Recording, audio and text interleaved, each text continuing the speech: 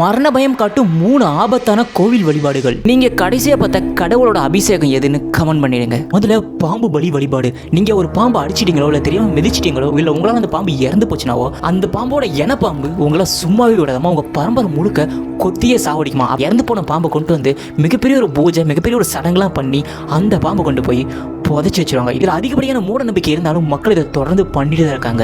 இந்த பாம்பு வழிபாடு பூஜையை பார்க்கவே ரொம்ப திகிலாகவும் ரொம்ப பயங்கரமாகவும் இருக்கும். ரெண்டாவது கால பைரவர் இல்லை காளி பூஜை. இது இரவு முழுக்க நடத்தப்படுற ஒரு பூஜை. இது ஒரு அடர்ந்த காட்டுக்குள்ள யாருமே போக முடியாத ஒரு இடத்துல தான் பண்றாங்க. சாதாரணமாக இல்லை விலங்குகளோட ரத்தத்தை பயன்படுத்தியும் மனுஷனோட மண்டை ஓடு அவங்களோட எலும்புல பயன்படுத்தி தான் இந்த பூஜை பண்றாங்க. அந்த சமயத்தில் யாராவது அங்கே போனாங்கன்னா அவங்களையும் பலி கொடுத்துருவாங்களாமா. இந்த பூஜை முக்கால்வாசி தீய சக்தியை வெளியில கொண்டு வரதுக்காகவும் தீய சக்தியை கட்டுப்படுறதுக்காகவும் தான் பண்றாங்களாம். இதுல திருநீரா பயன்படுத்துறது மனிதனை எரிச்ச சாம்பலை தான். மூணாவது மனித பலி. இப்போ நம்ம நாட்டில் பார்த்தீங்கன்னா மனித பலி அப்படின்னு கிடையாது. ஆனால் கொஞ்சம் காலங்களுக்கு முன்னாடி மனித பலி பல கோயில்களில் இருந்திருக்கு. முக்கியமாக காளி கோயில்களில் இருந்திருக்கு. காளி கோயிலில் வருஷத்துக்கு ஒரு தரம் இல்லை புதுசாக காளி கோயில் கட்டினாங்களோ இல்லை காளி எப்போல்லாம் பலி கேட்குதோ அப்போ மனிதர்களை தான் நரபலி கொடுத்துருக்காங்க.